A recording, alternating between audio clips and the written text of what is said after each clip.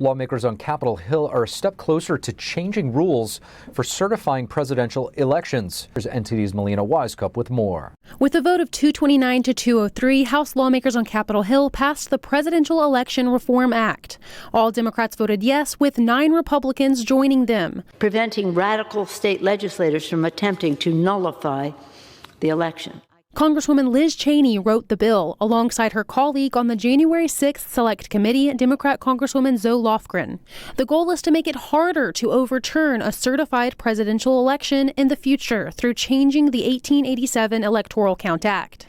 Our bill reaffirms what the Constitution and existing law make plain. The Vice President has no authority or discretion to reject official state electoral slates. Republican leadership pushed for a no vote, saying it does nothing to strengthen the integrity of our elections. Democrats largely focused on how this bill is meant to prevent a replay of January 6th. And what the Select Committee has demonstrated, that those seeking to overturn the election were exploiting the vulnerabilities in the law. Republicans pushed back that a bill of such importance should not have been rushed. I'm not calling to question whether this bill is good or whether this bill is bad. What I'm saying is we have not been involved in this process, and we're being told to just take the word of someone because they call themselves a conservative commentator. The House took the vote on the 38-page bill less than 3 days after the final text was released. Why rush such a significant piece of legislation when the next presidential certification won't happen for over 2 years? Well, it's pretty simple, Madam Speaker. The midterm elections are just weeks away, and the Democrats are desperately trying to talk about their favorite topic, former President Trump. Now, the Senate has its own version of a bill to make changes to the Electoral Count Act. That version is bipartisan, written by Republican Senator Susan Collins from Maine and Democrat Senator Joe Manchin. Those two senators just announced today that they do have 10 Republican co-sponsors on that Senate version, which means there is enough Republican support in the Senate to make changes to the Electoral Count Act. Now, how quickly Congress can get this bill to the White House largely depends on how fast the House and the Senate can come together and reconcile the differences between the two versions. Reporting in Washington, D.C., Melina Wisecup, NTD News. And to discuss President Biden's speech at the UN, I sat down with Congressman Greg Steube. Congressman Greg Steube, thank you so much for joining us. Yeah, thanks for having me. Congressman, President Biden was at the UN today where he gave a speech where he said the United States is not seeking a conflict or a Cold War with China. How do you think the CCP reflects on those comments? Yeah. Days ago, his administration is dialing back what he said about Taiwan and the United States defending Taiwan. So it's like 1 second he says things, and then his own administration has to dial back that we're going to defend Taiwan, and then the next statement he's making is, oh, we don't want any altercation with the Chinese. They don't know what their foreign policy is. We all know that Joe Biden and his family is completely compromised and corrupt as it relates to China. Billions of dollars have gone to his son's company. Other people that are affiliated with the agency and his administration are either on the payroll of the Chinese Communist Party or have been or somehow associated with them. So he's obviously trying to buffer back statements he made on Taiwan. China is the #1 national security threat to the United States. It is a fact, and we should be changing our approach from an administration policy objectives and from congressional objectives to prepare for that and prepare for the defense of our nation if China is so bold as to do things. But they have been doing things. They've been doing not overt things, but coming after patents and IP and intellectual property and instigating themselves in all sorts of different things, from higher education to infiltrating the government at the highest levels. Switching gears a little bit, you're scheduled to vote, I think, a little bit later today. Why do you think the Democrats are in such a rush to push the Electoral Count Act? Because they want to try to gerrymander it for their own benefit. I mean, we have 3 more days after this week of legislative business before the midterm elections. They realize if we take the majority back in November during a lame duck Congress, very, very few things will get done. And so they're trying to jam through as many things as they can. And the way that Washington works under Pelosi's House, we didn't even get the language of this bill until like less than 24 hours ago. A lot of members, I can guarantee you, haven't had an opportunity to read it. And now we're being told that we may be voting on it as early as today. Yet we still have been told if it's going to be today or not. And that's just how disorganized the Democrats are, and shows you that this is not coming from a process that was well thought out, that committees have discussed, that the media has had an opportunity to digest the language and ask questions.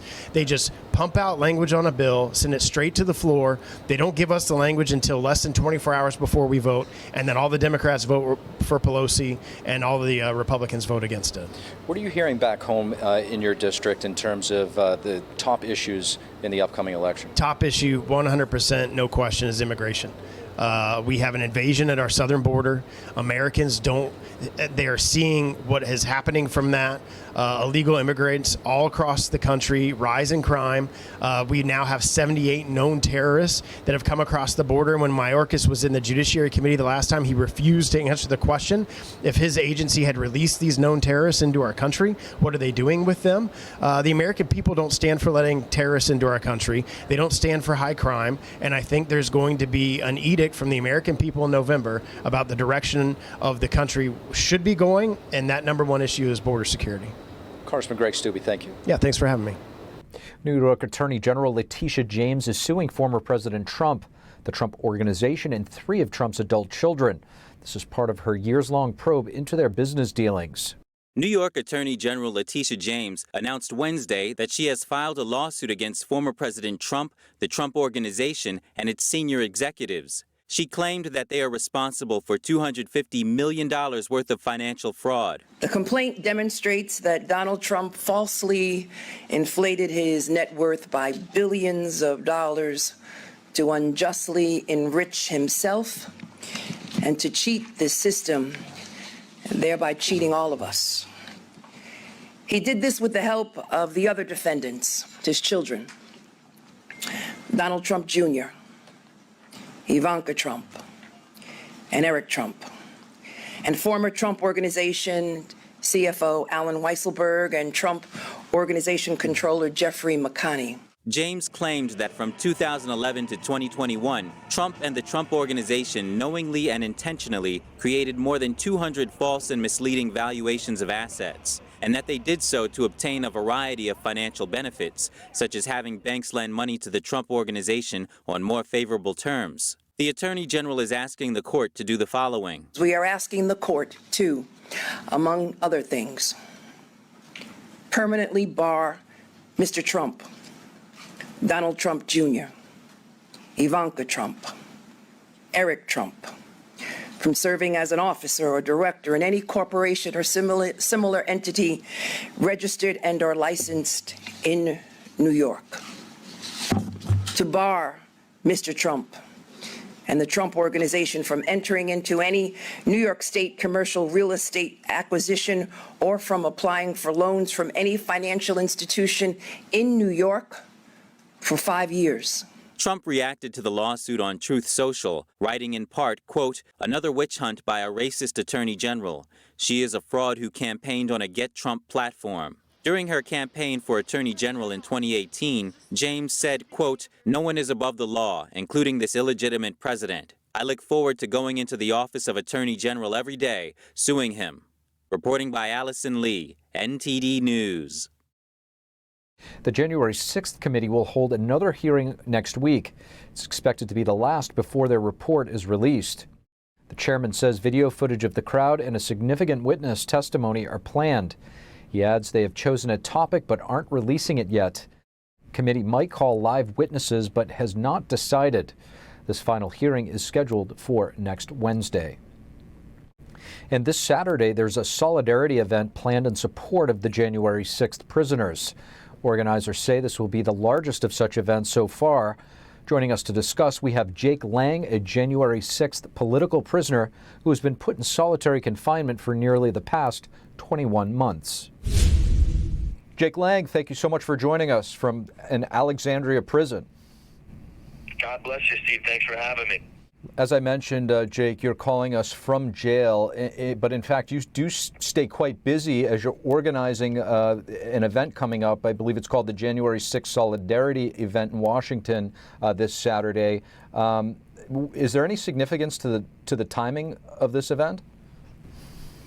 Yeah, this event is, it's by far the biggest event unity for the January 6th political prisoners, and the timing is so poignant as all the other jury trials have gone in D.C. so far, guilty on all counts, because the D.C. jury pool has been tainted by Joe Biden's speeches, calling, MAGA Republicans a threat to our democracy, and by the constant airing of January 6th false narratives on CNN and MSNBC and all these different liberal media news channels. So we really don't have much of a shot in D.C.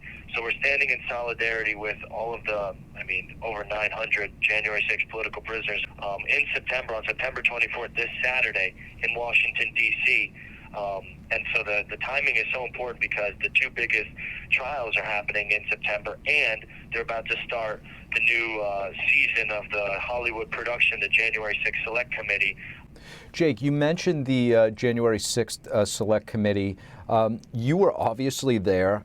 What do you think is the biggest thing that people should know?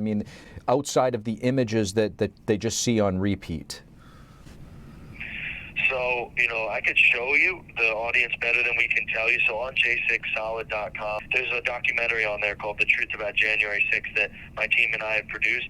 And that narrative is not being shown inside the January 6th Select Committee. The narrative that we were there peacefully protesting a stolen election, and we were enticed and entrapped and incited into defending ourselves from police brutality that was so rampant. Just in epic times here 2 weeks ago, I read this article about a man with a broken femur from a police munition that was doing nothing on January 6th. And I got shot in the foot with a rubber bullet. I got a broken foot and clubbed in the head with steel baton. And Roseanne Boylan died in my arms, God rest her soul, a 34-year-old woman unarmed from Atlanta, Georgia. And so, there was lots of things happening there that they won't show you. So you need to go and seek out that information for yourself if you want to be truly informed and up to speed on what happened on January 6th and why the lies coming out of the January 6th Select Committee are so egregious, and they're hiding, a significant portion of the narrative. Jake Lang from an Alexandria, Virginia jail. Thank you so much for taking the time to let us know. Yes, God bless you, and thank you so much. The Washington Monument was vandalized with red paint on Tuesday evening. A vandal splashed the paint at the base of the monument and wrote an obscene message. Police took him into custody at the scene. The monument has been closed for cleaning. National Park Service officials say it may take several treatments to remove the graffiti. And that's all we have for you this evening on the Capitol Report. Thank you for tuning in. From Washington.